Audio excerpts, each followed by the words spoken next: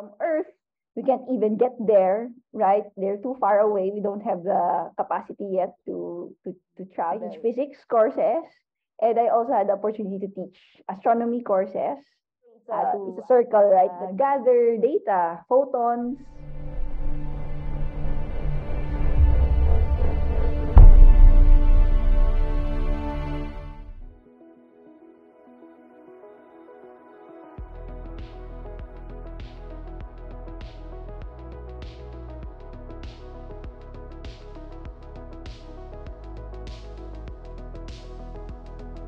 So, in my work now as an associate professor at the University of the Philippines National Institute of Physics, I teach physics courses, and I also had the opportunity to teach astronomy courses to both undergraduates and graduate students, and at the same time do research with my advisees. And some of those research projects are in astronomy as well. So that's where we get to study galaxies, black holes. So things that are so far away from Earth, we can't even get there, right? They're too far away. We don't have the capacity yet to travel. But the amazing thing is that we have telescopes, we have instruments that can gather data, photons, the light, the light that comes from galaxies far away. And also, now we have these amazing gravitational wave observatories where we capture not light waves but gravitational waves, or the ripples in space-time that propagate from cataclysmic events like black hole mergers, or two black holes merging, gives a specific signature, and it's very small vibrations, but with these sensitive instruments like LIGO and others we're building now, we're able to capture and study these signals. The part that I work on is studying these signals. It's called observational astronomy because we're observing the signals from space, and also applying these new machine learning methods, or AI now, to analyze the signals and learn more about what happened, these objects. And that's what I enjoy, is that we can actually study these faraway phenomena, right from our laptops. And we're very lucky, I guess, that we get to do this. But it entails large the work of many people who actually built the telescopes, build the space travel equipment. Like we have space telescopes as well, so the rockets that bring them there. Most recently, the James Webb, and then of course all the engineers that help build the instruments, the mirror, and then for LIGO as well, and LISA. It takes literally a village or even industries to perfect these things and to allow us to observe these phenomena.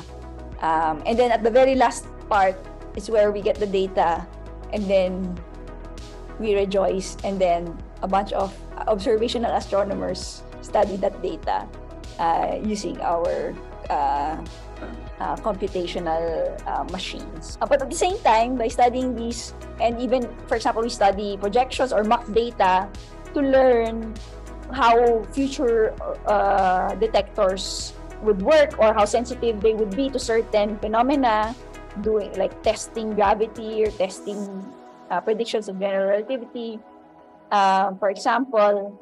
And then this also feeds into what kind of instruments will be built, or how these instruments would be configured. So in a way, it's a circle, right, that keeps going, and then the new technology becomes available, and then the astronomers will say, oh, then we can do this now. So that's like an upward spiral of pushing the boundaries of what we can do for astronomy. And then we're trying to do we're at least part of one slice of that.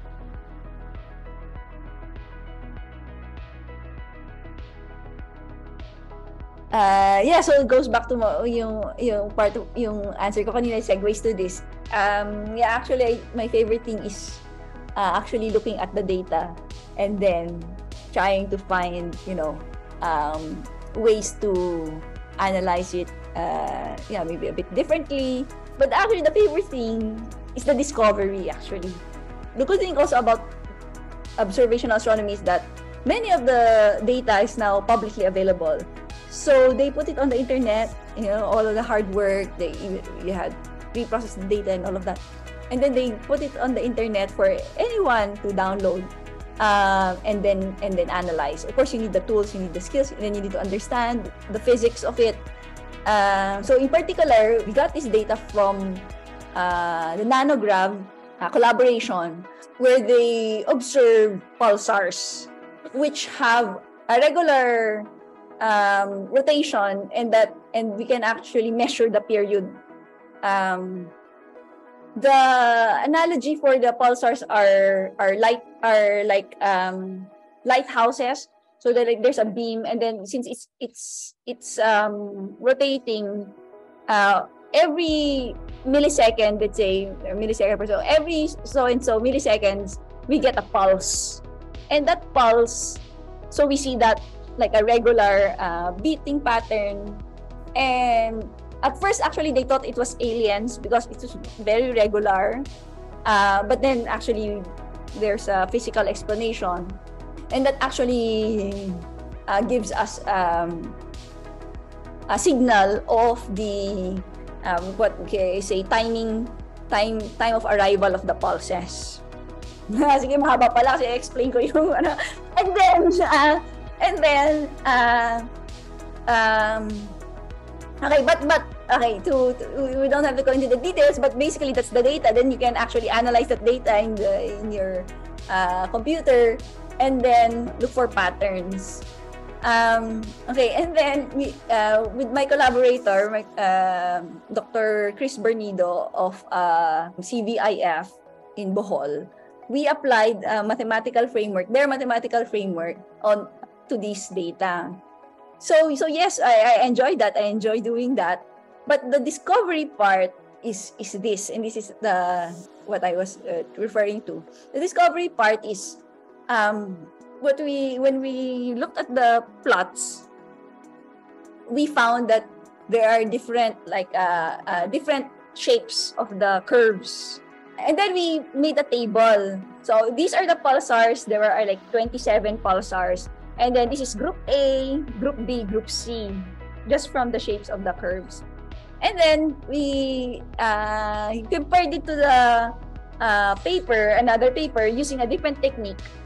And then they determined if there's something called red noise in the signal. So there are pulsars with red noise and pulsars without red noise. And then we compared our groupings, so one group has no red noise and one group has red noise.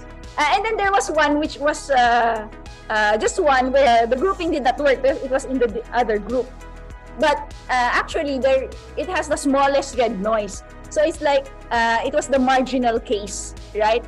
So we didn't detect the red noise in that object.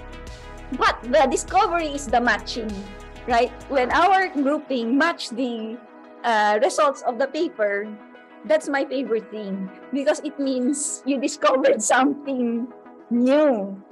And then there's the hard work of actually, so that's a paper. Actually, you publish. The point is you want to publish that because, we discovered this. But then you have to do all the hard work, testing, and then doing more objects. So that takes time. And I have students who are now working on that. But the crucial thing, or I guess the fun thing, I guess it's the right word, but it's discovering something, like discovering that pattern,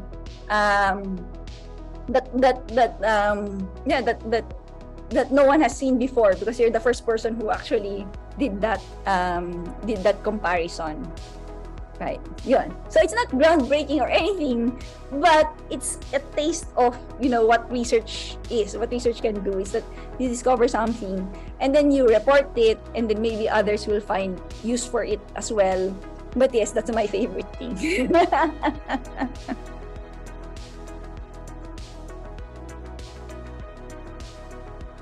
No, actually, yeah, well, okay, sige, so yeah, everything is interesting.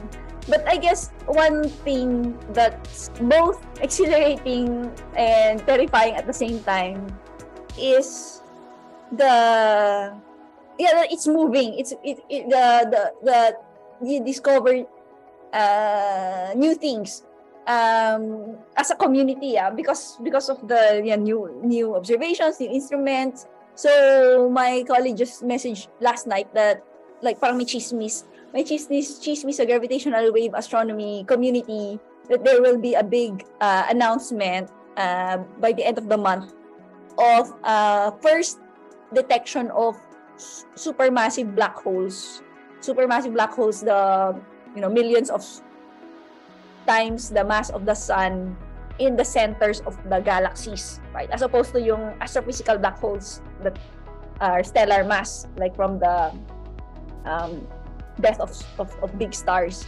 Ayun, so the gravitational waves from supermassive black holes, when another black hole parang merges with it, or maybe two supermassive black holes merging together, I don't know. But that hasn't been detected yet. But this observatory, which I guess potentially can observe that, has observed that, and of course they have to check and keep it under wraps, and then finally, when they have confidence, they decide to announce it. So that will be now announced in a few. So yes, it means you're part of this science really being done and forwarding our, pushing our things we know, and then you multiply that, diba, 1,000 times, because there are so many things happening just in astronomy. But in particular, the gravitational wave astronomy community is interesting and exciting in that sense. It's relatively new because 2015 is the first detection, and now we're just less than 10 decade in, and then there's so much more ahead.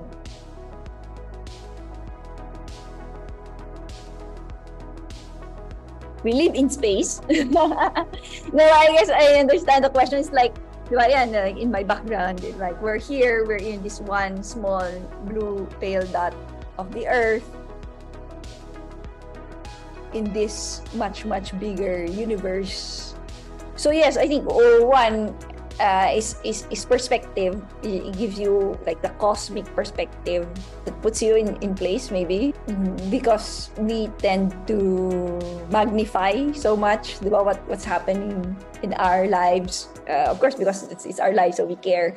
But really, in the big scheme of things, for me, space can give you that. Of course, many other things will help you hopefully realize that perspective. But also that, of course, without naman negating na, of course, at the same time we're important, right? But at the same time, you're not too important. So parang there's always that balance, that and actually a paradox. It's a paradox because both are true at the same time, and that's why our small minds cannot grasp it. I don't really think about it that much in my work, but in this context, it's like, because of the question, I imagine like space is like everything that's out there. It's like a gravitational wave astronomy is a young field, right? It's like very, very young civilization, and it's like we just started, right? It's like we're just started, and then space is the future, or space is the everything we can explore, right? The great frontier, I guess. Yeah, that's why it's important. Like Oh, it's like if you're in one place and then you can, this is like this is where you can explore, right? Parang you put a child in a sandbox, and then that's where he or she can explore, right? Yung parang yeah, to play, to learn. So in our case, like the Earth is our sandbox, but actually space is the bigger sandbox. But we're still finding our way how to explore it. It is our world, right? The importance of space in our world, because space is our world. There's no barrier. It's not like there's a gate. You can only stay here in the solar system, or you can only stay here on Earth. There's no barrier. And in fact, we get all this information about until the farthest reaches of space. So it's our world. It's our heritage. It's ours to explore, and to dream about, I guess, for now, right? But maybe also to eventually, for the next generations, to find. Okay.